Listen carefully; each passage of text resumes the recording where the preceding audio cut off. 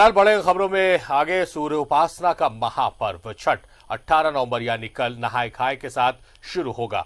बुधवार से 4 दिवसीय महापर्व का अनुष्ठान आरंभ होगा, जो 21 नवंबर को सूर्योदय पर भगवान सूर्य को अर्घ्य देने के साथ संपन्न होगा। 4 दिवसीय महापर्व अनुष्ठान में मौके पर ग्रहण गोचर का शुभ संयोग बन रहा है। पौराणिक मान्यता है कि छठ सूर्योदय की बहन है। छठ पर्व में सूर्य उपासना करने से छठ माता प्रसन्न होती है और परिवार में सुख समृद्धि धन्य धान्य से परिपूर्ण करती हैं। 19 नवंबर को खरना का प्रसाद बनेगा। शुक्रवार 20 नवंबर की शाम भगवान भास्कर को छठवती सांध्यकालीन अर्घ्य अर्पित करेंगी। वहीं शनिवार 21 नवंबर को उगते सूर्य को अर्घ्य के साथ इस महापर्व की समाप्ति होगी। इसी के साथ छठवतियों के 36 घंटे का उपवास भी खत्म होगा।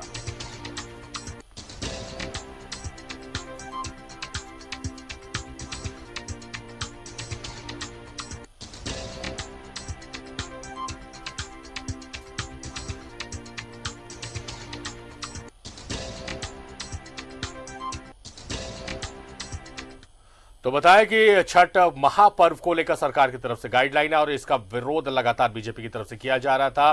कई जो समितियां हैं, छठ समितियां, उनकी तरफ से विरोध किया गया और इसके बाद सरकार ने बदलाव किया। सरकार ने जो गाइडलाइंस जारी की थी उससे कहीं ना कहीं नाराजगी थी लोक आस्था के महापर्व को लेकर, और अब कुछ ढील दी गई है।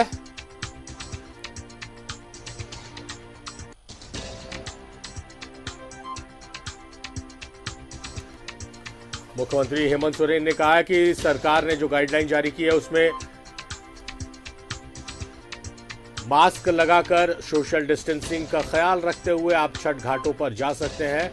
सरकार को आस्था के साथ साथ लोगों की सुरक्षा की भी चिंता है, इसलिए सरकार का ये देखने का काम है कि किसी की धार्मिक आस्था को ठेस ना पहुंचे, साथ ही साथ किसी की जान खतरे में ना पड़े। इस बात को सुनिश्चित करना सरकार की भी जिम्मेवारी है और इसको लेकर मुख्यमंत्री हेमंत सोरेन ने बयान दिया है कि आप सोशल डिस्टेंसिंग का पालन करें, कम संख्या में छठ घाटों पर जाएं, मास्क का इस्तेमाल जरूर करें और जो सुरक्षा के इंतजाम सरकार की तरफ से करने हैं वो सरकार जरूर पूरा करेगी।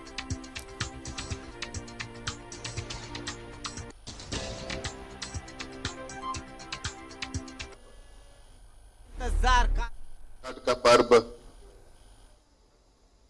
सामने है।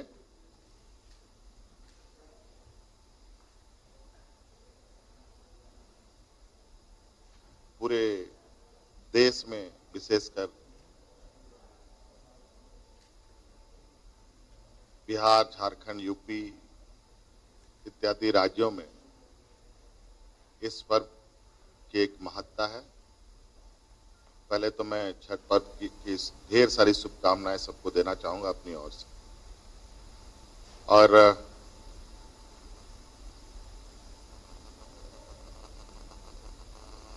आपदा विभाग से जो गाइडलाइन जारी किया गया था या जो अभी जारी किया गया है, वो भारत सरकार के आदेश के अनुरूप हमारे माननीय देश के प्रधानमंत्री जी के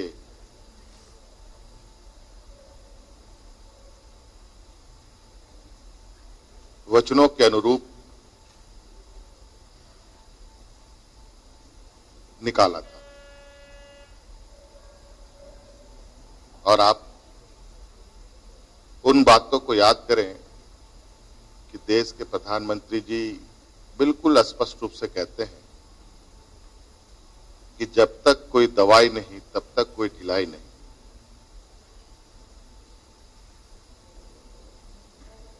2 गज की दूरी जरूरी,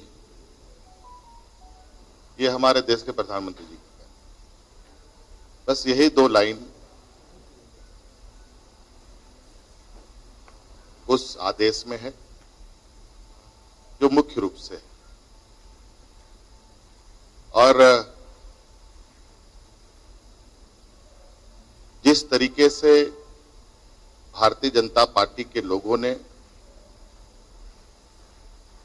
इस आस्था के पर्व को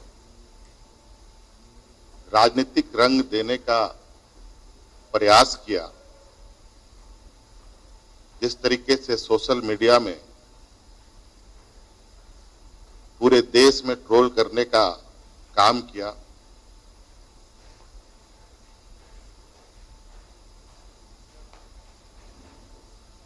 आज मेरी पहली प्राथमिकता है राज्य की जनता की सुरक्षा, उनकी जान माल की रक्षा। और शायद जो प्रधानमंत्री का वचन है, जब तक दवाई नहीं कोई ढिलाई नहीं, हमारे भाजपा के साथी यही ढिलाई की मांग कर रहे हैं। जन भावनाओं को देखकर हमने ये निर्णय लिया है कि नदी तालाबों में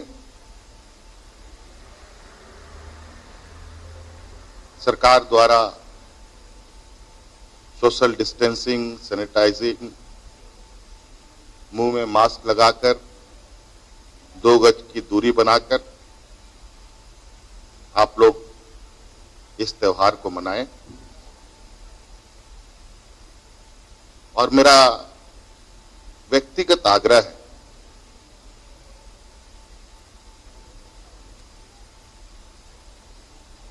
और मैंने देखा भी है, हजारों लोग अपने अपने घरों में ही बरसों से छठ मनाते हुए आ रहे हैं।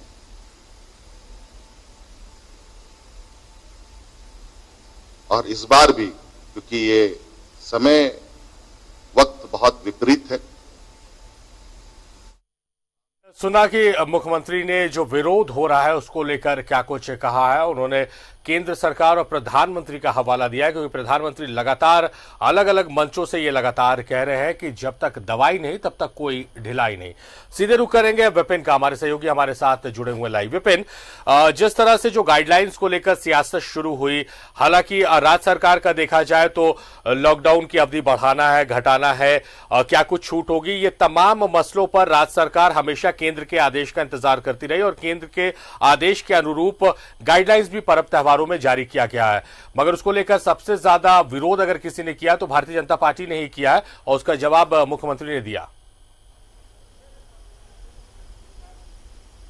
जी देखिए, राज्य की सरकार ने जो छठ महापर्व को लेकर गाइडलाइन जारी की गई थी 2 दिन पहले, उसमें संशोधन कर दिया। अब राज्य की सरकार ने ये छूट दे दी है कि आप राज्य के विभिन्न जो नदी तालाब है वहां पर जाकर आप छठ पर्व जो है वो मना सकते हैं। और जिस तरह से आपदा प्रबंधन विभाग की तरफ से जो गाइडलाइन जारी की गई थी उसका एक संशोधित सूची जो अब से कुछ देर के बाद जारी कर दिया जाएगा। मुख्यमंत्री ने मंत्रालय से निकलते वक्त मीडिया से बातचीत के दौरान स्पष्ट कहा कि हमारी सरकार की पहली प्राथमिकता लोगों की जान माल की सुरक्षा है, लेकिन क्योंकि एक लोक आस्था का ये महापर्व है, इसलिए राज्य की सरकार ने अपने उस जो गाइडलाइन जारी किए गए थे उसमें संशोधन करते हुए अब ये छूट दी है कि लोग छठ घाट में जाकर भगवान भास्कर की उपासना कर सकेंगे। जो लोक आस्था का यह महापर्व 4 दिवसीय होता है, इसमें जो बीच में जो गाइडलाइन की वजह से उहापोह की स्थिति हुई थी उसे मुख्यमंत्री ने दूर कर दिया है। और साथ ही साथ मुख्यमंत्री ने एक व्यक्तिगत अपील भी राज्य की जनता के साथ किया है। उन्होंने कहा है कि अगर संभव हो सके तो अपने घरों में ही ज्यादा अगर लोग छठ मनाएं तो ऐसे में संक्रमण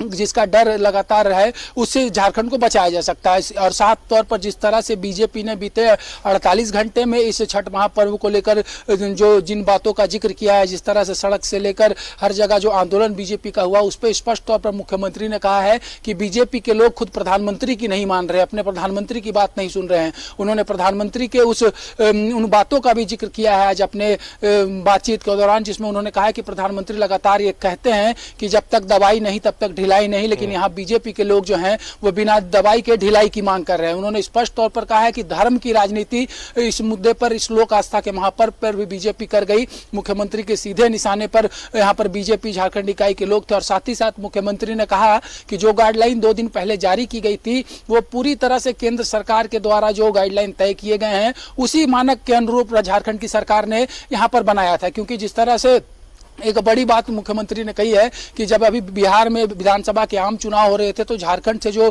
यहाँ के पुलिस फोर्स गए थे वहां चुनाव कराने के लिए, वह जब लौट कर आए हैं तो उसमें 50% से ज्यादा लोग जो हैं वो संक्रमित पाए गए हैं। इसके साथ ही साथ मुख्यमंत्री ने जिस बात का पर सबसे ज्यादा जोर दिया है कि झारखंड में जलापूर्ति की जो पूरी व्यवस्था है वो कहीं ना कहीं जलाशयों पर निर्भर करती है। तो ऐसे में संक्रमण अगर पानी में फैलेगा तो इसका भी प्रभाव पड़ सकता है। इन तमाम चीजों को देखते हुए सरकार ने वो निर्णय लिया था, लेकिन अब राज्य की सरकार ने छठ महापर्व को लेकर छूट दे दी है। ये छूट कितना व्यापक है, क्या कुछ इसके लिए गाइडलाइन नए तरीके से निर्धारित किए गए हैं, इसके लिए बहुत जल्दी जो पूरा एक नया प्रस्ताव है वो यहाँ पर सार्वजनिक किया जाएगा। लेकिन इतना जरूर है कि जिन बात को लेकर वह पोत थी और जिस तरह से सुबह से हम ये कह रहे थे कि राज्य की सरकार पुनर्विचार कर रही है इस गाइडलाइन को लेकर, ठीक उसी अनुरूप मुख्यमंत्री ने आज देर शाम एक उच्च स्तरीय बैठक की जिसमें राज्य के आपदा प्रबंधन मंत्री बन्ना गुप्ता समेत राज्य के कई विभागों के सचिव मौजूद थे। और इस बैठक के उपरांत तमाम चीजों पर विचार विमर्श करने के बाद मुख्यमंत्री ने इस चीज की घोषणा अपने